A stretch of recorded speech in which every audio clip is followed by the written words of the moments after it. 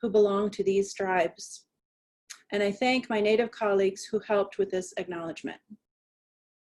The Belk Center at NC State focuses on developing exceptional community college leaders and provides research and resources to help solve critical problems of practice facing our community colleges.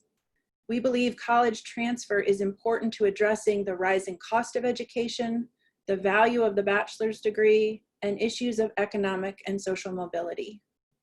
And like all areas of education, we must assure equitable outcomes for all students, in particular our historically underserved Black, Latinx, and American Indian students. And transfer plays an important role in access to and completion of post-secondary education. Now I'd like to hand it over to Dr. Kara Battle. Dr. Kara Battle is the Dean of Science, Engineering, and Math at Durham Technical Community College here in North Carolina. Her dissertation research and professional interests are devoted to building strong transfer partnerships between individual community colleges and four-year universities to support equitable outcomes for students. Dr. Battle, take it away. Thank you, AJ. So I too would like to welcome everyone here today and get started with having our panelists introduce themselves.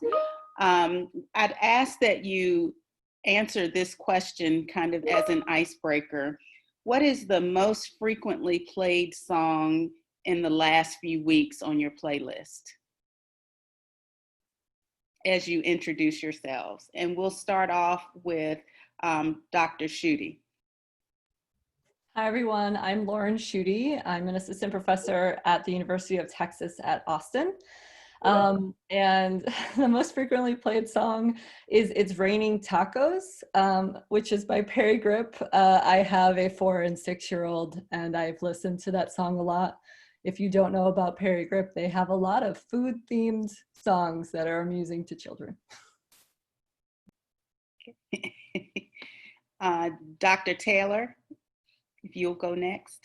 Yes, hello everyone. My name is Jason Taylor and I'm an assistant professor at the University of Utah. And let's see, recently I've been listening to I Will Survive by Gloria Gaynor.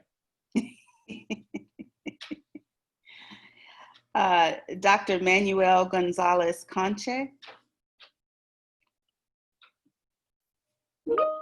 Hi, everybody. I am Manuel Gonzalez Canche. I am an associate professor at the University of Pennsylvania.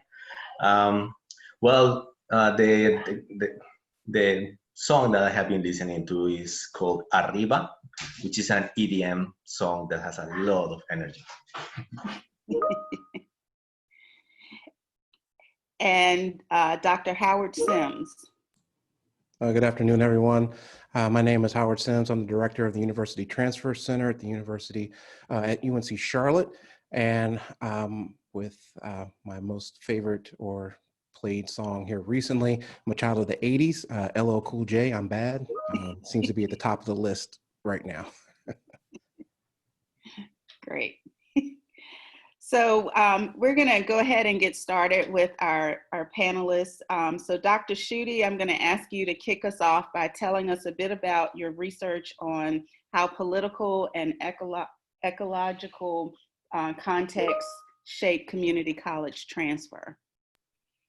Thank you. All right, I'm going to share my screen, hopefully. There it is. All right, can everyone see the slide? Okay, great. So I'm gonna walk you through a paper that I wrote with some colleagues, Haria Jabbar and Catherine Hartman, about the various factors that shape community college transfer. Our research was focused on Texas, which is unique, but has some parallels to, I think, a lot of the challenges that you see in a lot of states with community college transfer. Okay. So our main understanding that we entered this work with is that there are actors that are functioning in the community college transfer space that are making choices based on their power or their privilege in the credit transfer process. and their perceived role and rules in the transfer field. And so our goal is to understand the ecology that's shaping the transfer process and what it looks like for students. So we wanted to know, what are the rules and the norms that students who intend to transfer have to follow? And how are those rules and norms created, and how are they maintained? So if you think about the community college transfer field as involving a lot of different institutions, typically in research, we see a focus on just what happens at the community college, right? There are students who are trying to gather information and other community college actors that inform the information they get, and that's trying to push them toward a given transfer outcome. But our argument is that the transfer field is much larger than the community colleges themselves. The institutions, the students that are at the community colleges as institutions are interacting with other actors in the field because they want to move across institutions. So we can't view the community college in a vacuum. If we want to understand the challenges of credit transfer for community colleges and how to improve policies for transfer, we need to understand what's going on in those interinstitutional dynamics. So our main question was, how do institutional actors and students interact with each other to create, maintain, and respond to the rules and norms in that transfer field?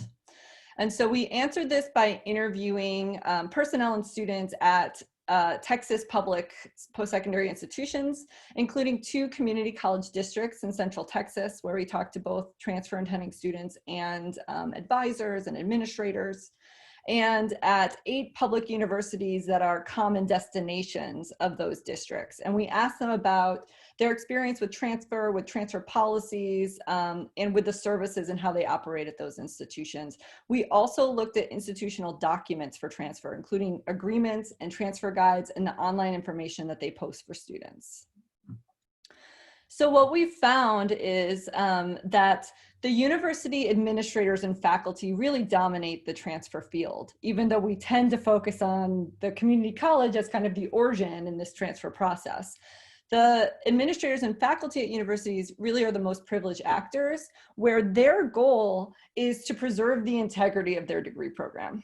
And they do this by blocking and ignoring efforts to create transfer agreements, and by resisting equating courses. So trying to say a course with a similar name at this institution is not the same as the course that we're teaching over here at my institution.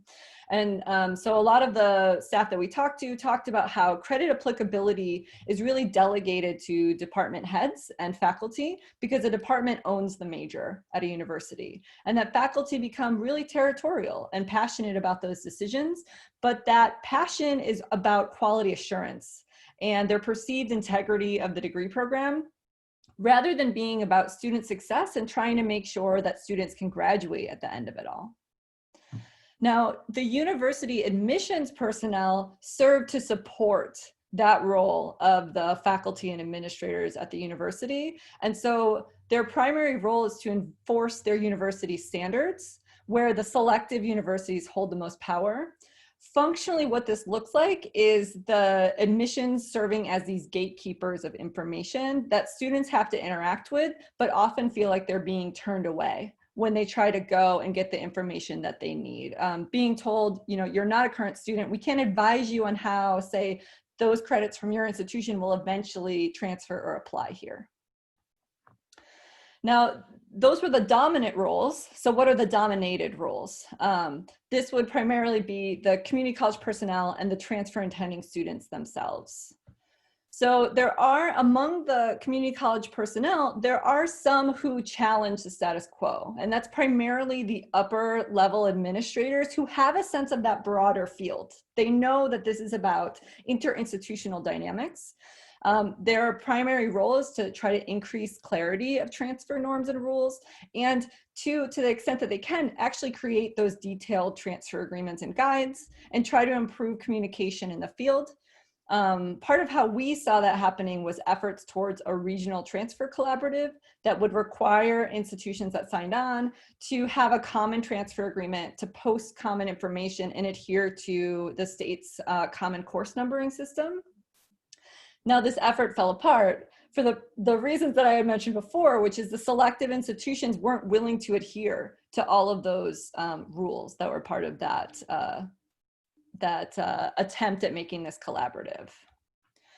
Now, there are other personnel, and this would be the bulk of them at community colleges, who are really there implementing the rules of the field. And this is primarily the student-facing community college staff, where they're aiming to follow the field rules and norms, and they do that by either providing or collecting information about transfer and how do you actually transfer in the States, where the staff implementers really serve to remind and promote and provide information to students about the university requirements. But some of them note, we're expected to know everything about every university, and really that's impossible. So the students also serve as implementers in this field, where their role is just to research, where they're trying to gain just a little bit of power and to improve their transfer outcomes by doing so. Where one student noted, you have to be proactive on your own and seek out information rather than just waiting for someone to spoon feed you. And a lot of students noted that a big challenge they face is that they'd be gathering all of this information and a lot of it didn't always agree. Like even for the same institution and the same program, they might find something at the community college and something that didn't quite align with that at the university. So the consequences of this field, these dynamics for students, are that they have limited power and influence, which a lot of us already know, right?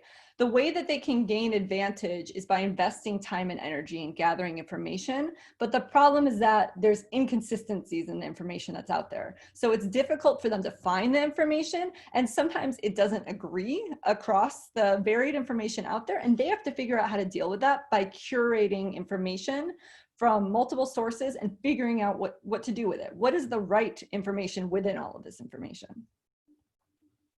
So what does this really mean for what we can do in terms of the policy environment?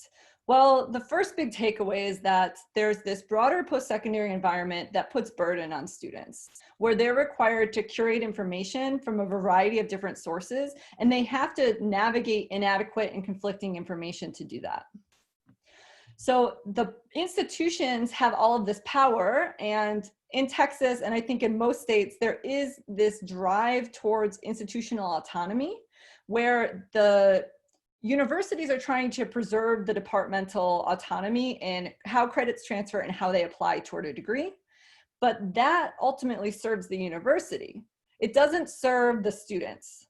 And even sympathetic personnel are supporting that status quo because their goal is to illuminate the rules rather than to try to change them, which is difficult. So how can we actually change them? Well, I think there would be two potential pathways. One is that those challengers who kind of develop these alternative visions for how the transfer field could work would have to find an approach that's more palatable to other actors that have more power, something that works for the university actors that they will sign on to. Another option is legislative action that actually takes away some institutional autonomy, thinking about the greater good of students and how to make things more transparent for them so they have to do less work on the front end. So this isn't to say that there's no hope here, because fields are constantly shifting and unsettled, meaning the power dynamics can change. There are some community college reforms that are attempting to change the field. That would include guided pathways and nudges and intrusive advising. But we have to be cautious about approaches that just aim to give students more information when we know that they have information overload. But we could see some potential for something like guided pathways, which aims to disrupt the status quo, so long as the scale of reforms means that universities are part of the conversation. Because if they're not actually implementing reforms as well, then it's not going to reach across that broader transfer field. And what we'd want to see in terms of policies and legislative action would be setting standards or targets and guidelines for the behind the scenes work that institutions need to do. So some standards might be that credits in the same major have to transfer and apply across different institutions, or an associate degree in a given field has to guarantee admission, right? And then they would need to hold institutions accountable to actually following those policies. So I'm going to leave it there and happy to answer questions when there's time for that. Thank you, Dr. Schutte. Dr. Taylor, you've also done some work on transfer patterns and course mobility. Would you share a bit about that with us?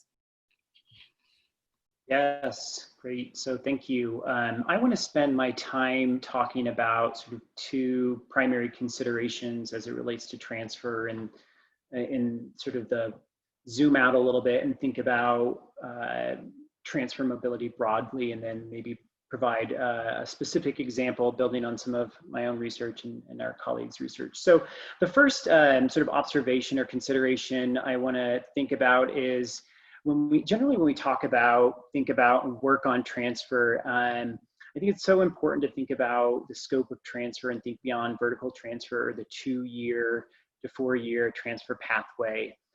And when we think about and conceptualize transfer, we tend to really privilege vertical transfer, and as we should in a lot of ways, because it's really a primary, intended function of community colleges. And so when we sweep the literature and sort of look for research on transfer, writing on transfer, it's really predominantly focused on vertical transfer. And in a 2017 piece in Community College Review, Dimple, Jane, and I sort of make this case as we were trying to really synthesize and make sense of some of the research on transfer. And I think when we privilege vertical transfer, I worry that in doing so, we're sort of neglecting important transfer patterns and transfer mobility patterns, such as lateral transfer, reverse transfer, concurrent enrollment, students who are often enrolled at 2 institutions at the same time, the transfer of high school students taking dual enrollment or college courses, reverse credit transfer, for example. And so let me give you just sort of 3 data points that underscore and sort of justify the need to think a little bit more comprehensively when we talk about and research transfer. So the first is data from the National Student Clearinghouse, which has really produced quite a few excellent reports on transfer. And first of all, they find that about 1/3 of first-time students move or transfer within the first 5 years. So that's a third of our undergraduate students. And then when you look at those who actually do transfer and you look at their first transfer, their data show that only about 30% of those students transfer in the 2 to 4 year pattern. 45% transfer laterally from 2 to 2 or 4 to 4, and then about another third transfer from 4 year to 2 year, so in reverse. So we've got a really quite a few students moving in patterns other than what we tend to sort of really prioritize and often in our policy in our research. And some of the research that I partnered with the Michigan Community College Association last year to sort of look at transfer mobility in the state, and we actually looked at a cohort of students who graduated with a bachelor's degree, and we were interested in understanding how those students used the community college to successfully complete their degree. And we found that even of those students who successfully complete a bachelor's degree, 43% of those students transferred at some point, and about a third of BA grads use the community college to transfer. And when we mapped out, we then did sort of a deep dive and we mapped out all sorts of enrollment and transfer patterns for students who graduated in 4 years, 5 years, and 6 years. And we literally found hundreds and hundreds of transfer patterns. And we certainly saw the dominant pattern, such as the 2+2, but we found, 3+3, 2+4, students who started at a 4 year, went to a 2 year for a couple of years, went back to the 4 year, sort of all over the place. And then the third sort of data point that I think is important for this conversation is really at the point of credit loss. And I know many of us are really passionate about that. I didn't mention earlier, but over the past year, I've taken on a new role as Director of Transfer Pathways at our university, at an administrative role, working with our community college to address this issue and work on better articulations. And it's one of the motivating factors. Some of the some of Lauren's work that she just mentioned just sort of resonates with me so much as I talk with faculty at our institution, at our community college. But when we look at credit loss, it's really hard, it's really difficult to measure because we often don't have the types of data we need to measure it. And long story short, the Government Accountability Office sort of has some really good data on this, and they estimate that the 2-year to 4-year, public 2-year to 4-year pathway, students lose on average about 22% of their credits. So that's the bad news. The good news, though, is that of all transfer pathways they looked at, that public 2-year to 4-year transfer pathway is the, those students lose the least percentage of their credits. Lateral transfers were found to lose 2 to 2-year transfers lost 69% of their credits, and 4 to 4-year transfers lost 77% of their credits. And there's lots of reasons that students lose credits, including changing majors. But again, just sort of underscore the need to really, sort of think about some other transfer patterns. And then the last thing I want to talk about is really sort of a second primary bucket here is building off some of our work on reverse transfer and reverse credit transfer. And this sort of falls in the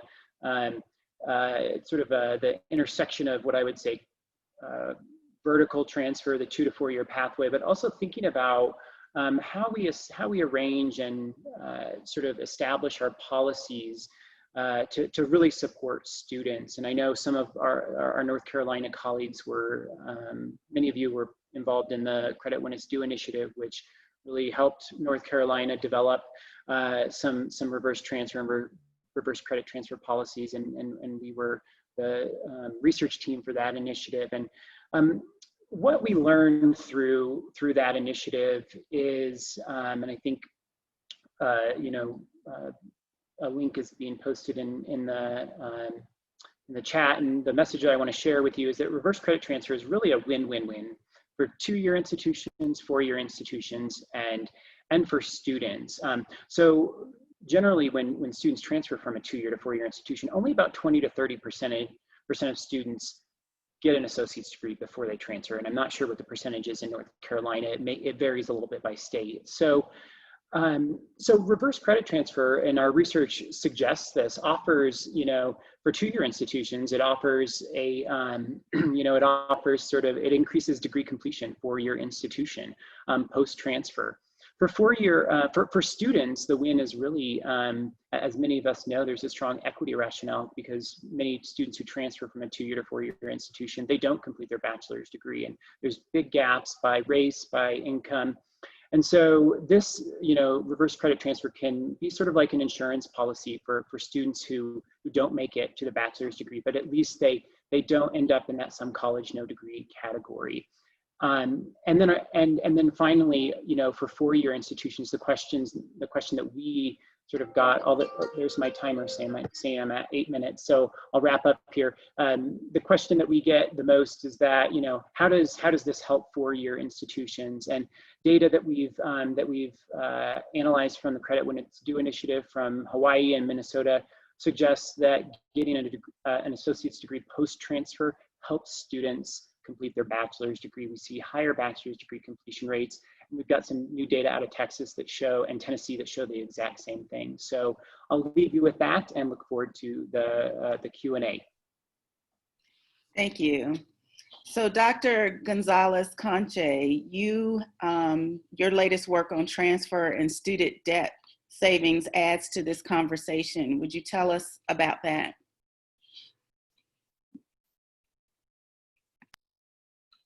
Here we go. Can you hear me? Yeah. Well, thank you. Yes, I do have work on whether students are better off by studying in a community college sector and then transferring to a 4-year institution, and whether or not that, and attaining a 4-year degree, and whether or not that may help ameliorate their student loan debt. And based on 2 decades of evidence, there is evidence to suggest that there is at least a 10 percentage point decrease in the overall debt accumulated by these students, with the other risk that Jason was mentioning in terms of being on average less likely to attain a 4-year degree. So I don't think I shared the link for that article because I was going to talk about a different paper, but I'll be more than happy to continue the conversation about the impact of transferring and attaining a 4-year degree on student loan debt.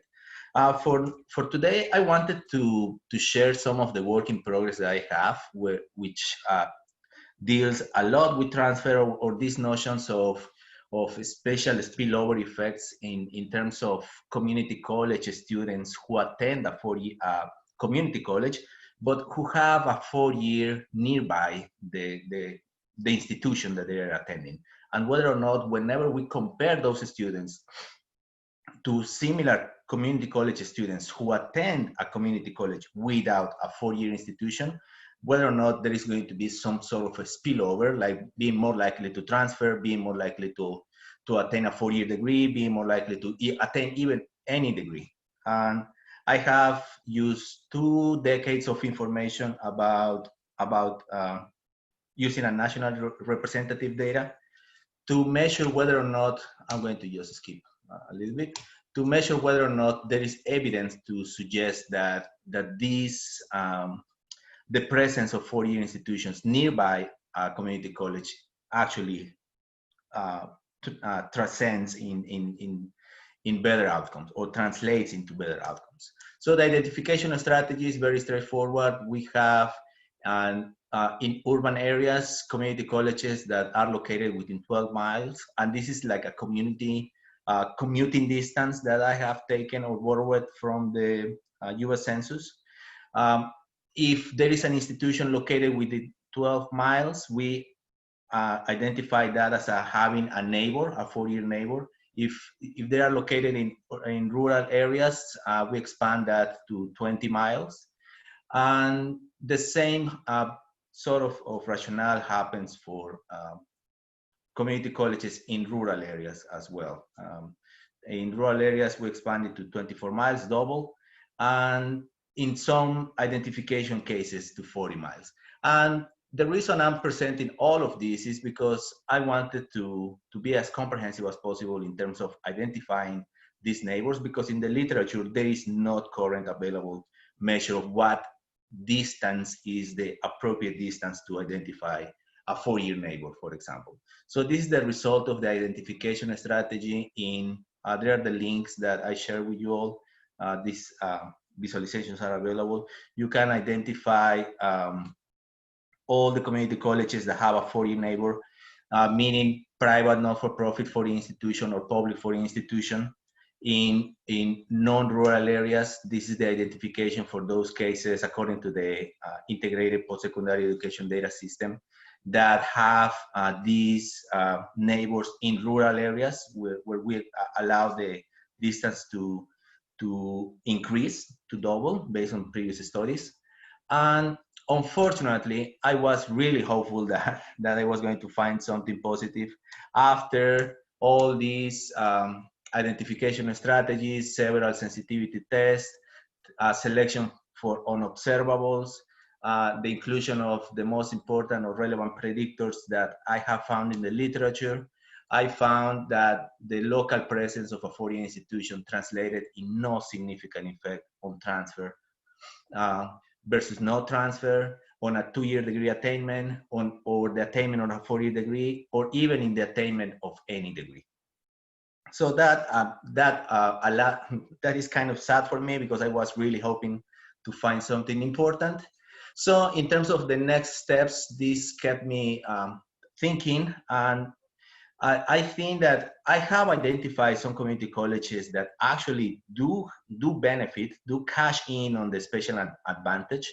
And as part of the research, I have funding from the National Academy of Education and the Spencer Foundation to go and visit those institutions. Because of the pandemic, I haven't been able to do so. But in case there is attendees here who want to submit information about their institutions, and potentially me with my research team coming and exploring what positive are you doing to cash in on this special advantage, please let me know. I'll be very grateful for, and it will be, as Jason said, a win-win situation, hopefully. So in addition to these, I still have 2 minutes. In addition to these trends, I was also interested in looking at a new data set that I have recently found. In this data set, this is the national transfer agreements between 240 institutions. For the sake of time, I'm going to zoom in into all this visualization is also available online. I'm going to zoom in into North Carolina. And here we see, for example, that this institution has 22 agreements with a 40 institution, with 40 institutions. And we can see how many of those agreements are happening with, for example, an institution that is located in, where is it? District of Columbia. So to me, this makes me ask the question, why are these community colleges institutions and 40 institutions that are out of state? And here we have all of them. We have about 3,400 agreements that take place out of state between 2-year institutions and 4 institutions. What are the main drivers of those institutions? Are they actually translated into some more effective agreements or more effective results in terms of easing the transfer to these from between these institutions? And those are questions that remain unanswered.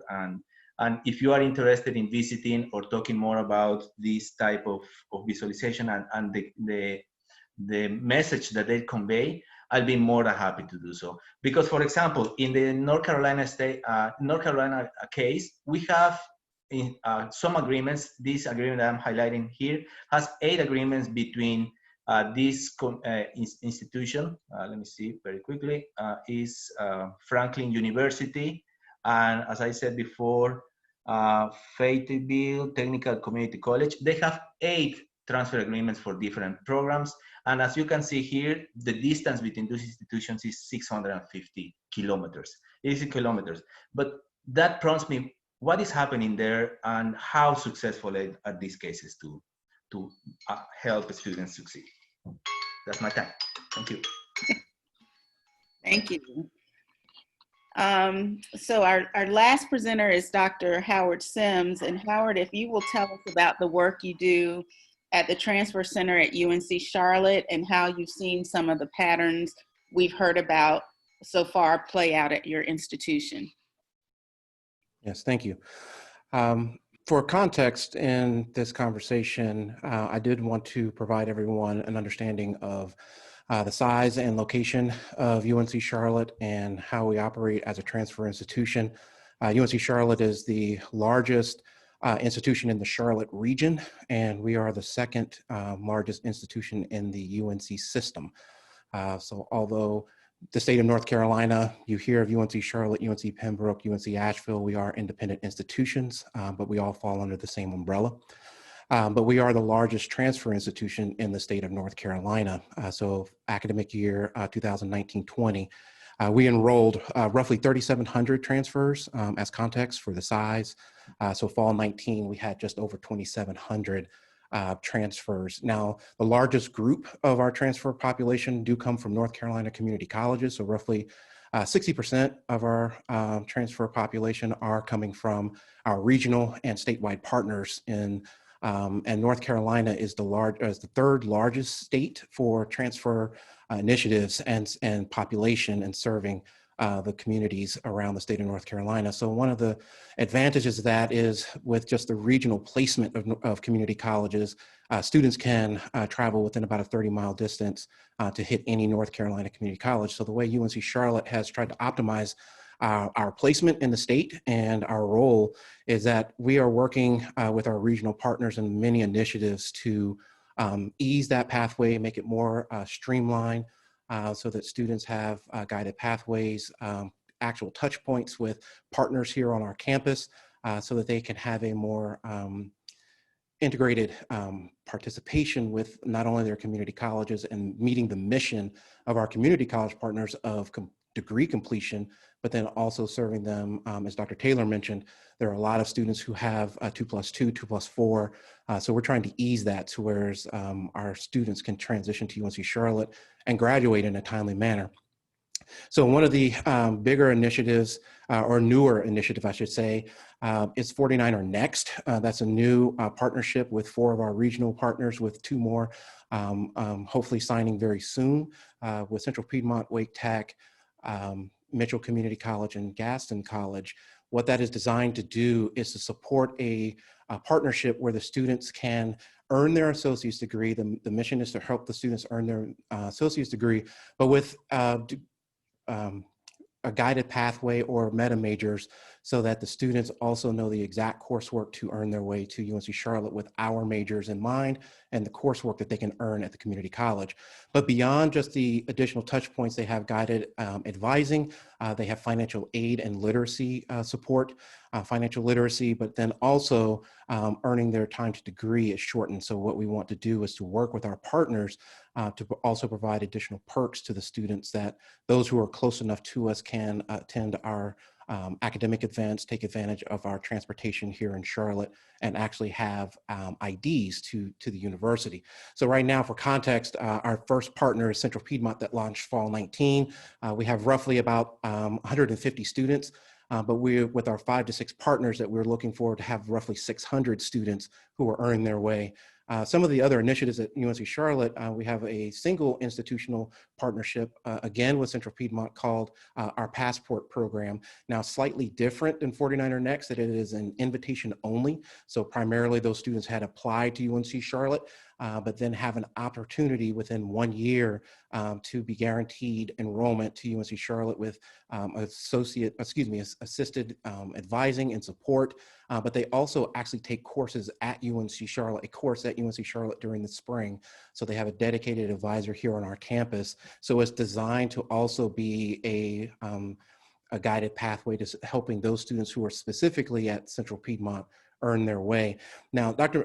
Taylor also mentioned that reverse transfer is a big initiative across the nation. The state of North Carolina, and I'm also a part of this, the reverse transfer committee, is working really diligently with all of our 4-year institutions, because the state of North Carolina has a statewide articulation agreement of a series of courses that the students are taking, college level courses, that should transfer to all of our UNC system institutions. However, because we are in a system institution, a statewide system, not all of our course numbers, we're unlike Florida and a few other systems that have articulated course numbers at the 4-year level, we're working diligently so that the community college courses can also translate to our 4-year institutions seamlessly.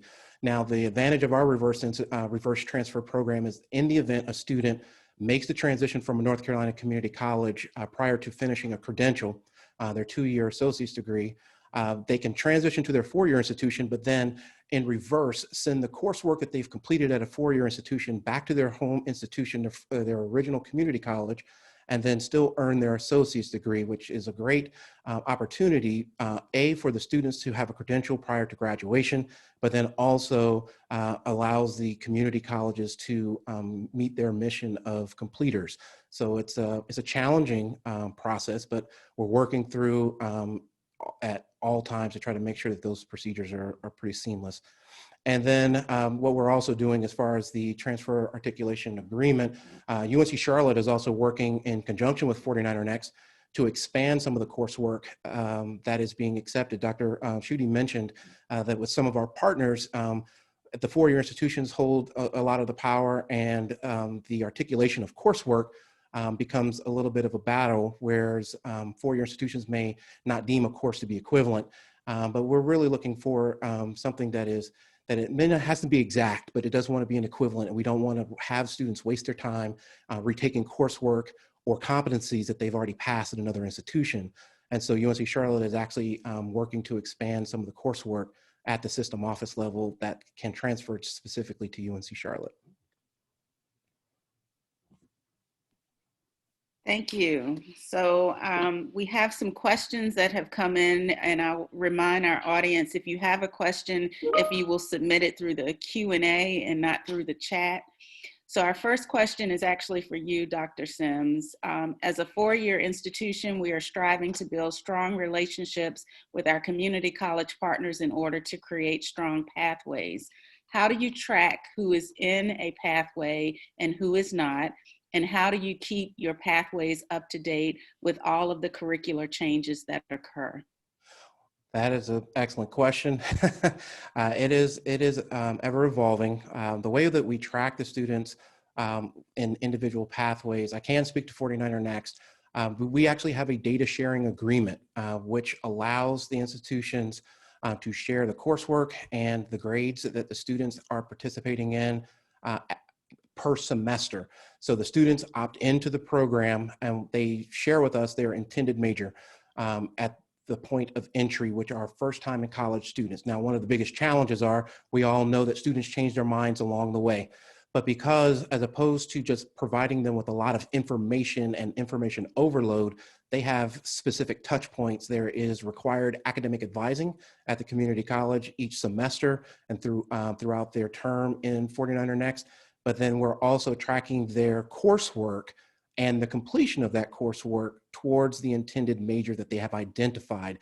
So we actually have a process with our partners with institutional research that are actually tracking their grades and their progress towards earning their associate's degree and earning their way into those majors. Now, in regards to the updates, that's really challenging because that's part of my office and my team, and the partnerships that I have is working with our colleges as their curriculum changes for the good and for the more efficient for our students here on campus, that it is also in alignment with the coursework and the opportunities that students have at the community college, because there are unfortunately courses that are required at a four-year institution that may not be available at the community college level.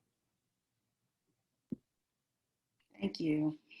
Dr. Schutte, it looks like our next question is for you. Can you say a little more about junior status versus guaranteed transfer of a certain number of credits, say 60? Junior status is part of the guaranteed comprehensive articulation agreement in North Carolina, but it is unclear in the policy how that is operationalized other than a guaranteed number of credits transferring. This is a really good point. And my guess is that what you're saying, this number of credits, is how it's often operationalized. But if you think about someone who's at junior status, ideally, they would only have certain types of requirements remaining. So from the Texas context, we would call a student core complete when they've completed their general education credits. And I know that in North Carolina, there's also that set of credits that should be able to transfer across institutions, but sometimes institutions will count those, but they won't count them as being totally complete. They'll add on something else that's required for a given major, even though it's a general education course. What I would like to see in something being junior status would be they completed that core or general education coursework at their community college to get an associate degree. So they shouldn't be asked to do that general education coursework again at a new institution. They should be able to focus on the upper division coursework that's necessary to add on to their major requirements to get that degree.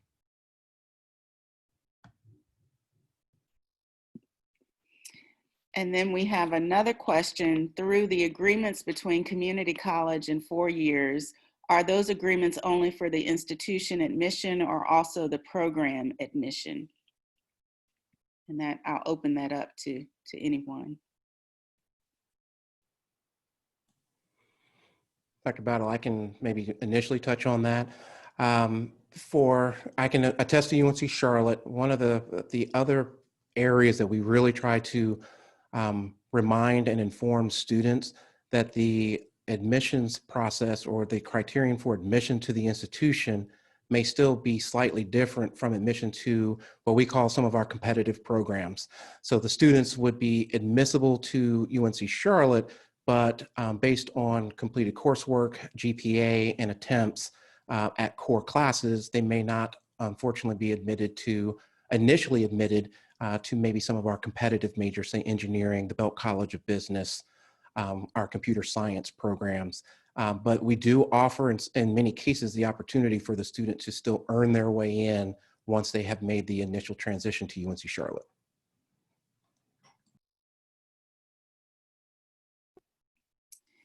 And then we have a question about when we talk about credit loss during transfer, how does that compare to credit to lost credits or unused credits at a four-year school, changed major, took classes for fun, etc.? I'll tackle that since I talked a little bit about credit loss. I think this is a great point. Students lose credits for lots of different reasons, and I posted a link to the GAO report that documented that phenomenon. And of course, students could change their major and from English to math, and your upper division writing courses aren't going to count for calculus. So I think, as I mentioned, and I'd love to see more work on this, but I'm working on it at my institution because a lot of four-year institutions, my understanding is their SIS doesn't track the students, the credits that don't come in. They might be on a transcript somewhere, but sometimes unless the institution really is able to sort of document not just which credits transfer in, but the credits that don't transfer in, then it's really hard to measure the phenomenon of credit loss. So that's my plea to, of course, think about documenting that, because that is important evidence, and I think research that really speaks to your average faculty member who might be, as Lauren suggested, really your four-year faculty member who might be, really passionate about their curriculum. But when you translate those lost credits into dollars and the amount of additional tuition that students have to pay at a four-year institution, it's really a loss for the student. So there's another question in the Q&A for Dr. Sims. It would make sense to maximize reverse transfer that students would not have to opt in. What is the advantage of having students having to opt in to be eligible for reverse transfer? Some students do not know why it is important and thus do not opt in. That is a great point, and I agree with that statement. And when reverse transfer came online for the state of North Carolina, there was a big initiative to push out a campaign for the students to recognize that the reverse transfer was even available. I can't attest to other institutions, but we here at UNC Charlotte, the first few times, I think it's 4 or 5 times as the students log into what we call our NinerNet credentials, that notification pops up with an announcement for the students to opt in. And this person is absolutely correct. A lot of the times, unless the student is working with an advisor, they may not know the advantage or the purpose of it. So I know that that's been a talking point at the state level, and especially with the reverse transfer committee. I'm not sure where it is in the stage of it being an automatic opt-in, but the advantage to doing it only serves the student's best interest and the institution. So I fully agree with that. And then the next question is for Dr. Gonzalez-Conche. Do you have any updated information on equity concerns for students who transfer? Do you have any strategies to improve transfer for students of color? Are there transfer concerns for students transferring from HBCUs? Yeah, those are terrific questions. Thank you so much for raising them. So probably the main limitation of my own line of research is that I deal with already gathered data sets, and I try to apply these data mining technique and data visualization techniques to try to estimate the results, which is the reason why I need to go and find information like in a mini baby steps ethnography study to see what is happening in actually those cases where there is success in transferring between 2 and 4 institutions. So unfortunately, I don't have too much to add to the more like real life experiences. I'm sorry.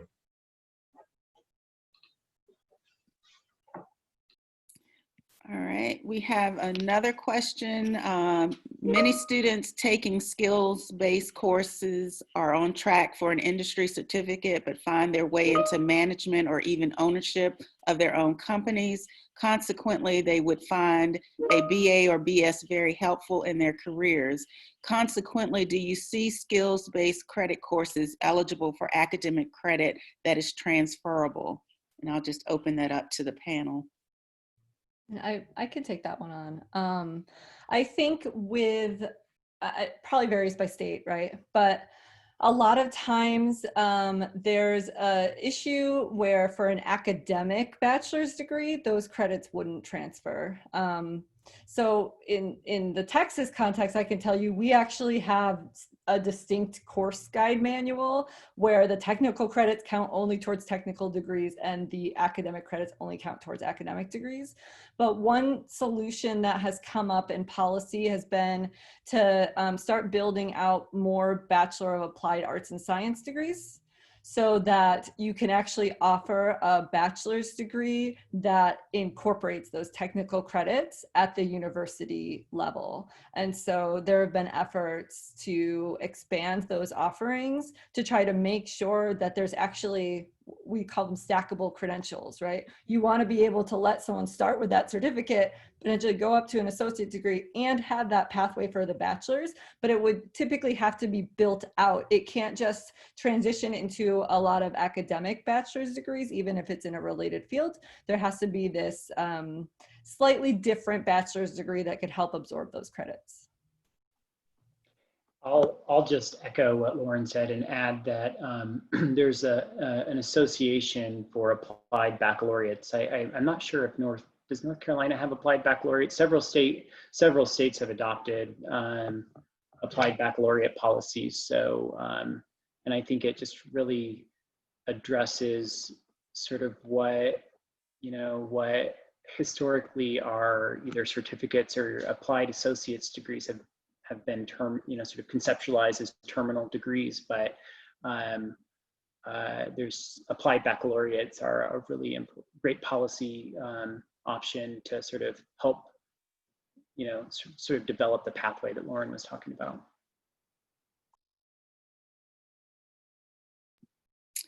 And then it looks like we have one more question. Through the agreements between community college and four-year, are those agreements only for the institution admission or also the program admission? And I think Dr. Sims, you talked a little bit about that. Could I also please jump into that one? Yeah. Yes, I wanted to, I don't know if you can see the screen that I'm sharing. So this is the data set that informs the maps, the transfer agreement maps that I was using for the presentation. And it is mostly for the program, and it is overwhelmingly detailed. Like you can see, you can access the specific transfer agreement that each of these programs has. In this case, this is like all the specific courses. This is why I was very much interested in looking at what does it actually entail for not only for those that happen nearby, but also those that are out of state. And so I just wanted to share the information about where to find this wealth of data. Thank you. So as a follow-up, and if I understood the question accurately, the articulation agreements and the understanding that if a student finishes their associate's degree, or even with a transfer GPA of a certain standing for each individual institutions, the students have to meet the minimum criterion for being admissible to the institution, but many of our institutions also have major or program specific criterion. So the students would have to still then go beyond the minimum requirements, but then they may also have to, in addition, meet minimum course standards, course grades, and also a GPA threshold from their cumulative transfer GPA. Thank you. So this will wrap up our Q&A session. I want to thank all of our panelists today and all of our participants for joining us. Just to remind you that there will be a recording of this session, will be emailed to you next week. And I saw a question in the Q&A about links to the articles being provided with the recording of the session. If you still have questions, some of our panelists are going to stick around for another 15 minutes to address more questions if you have them. But I want to thank you for joining us for our first in a series of 3. And hope you have a great rest of your day.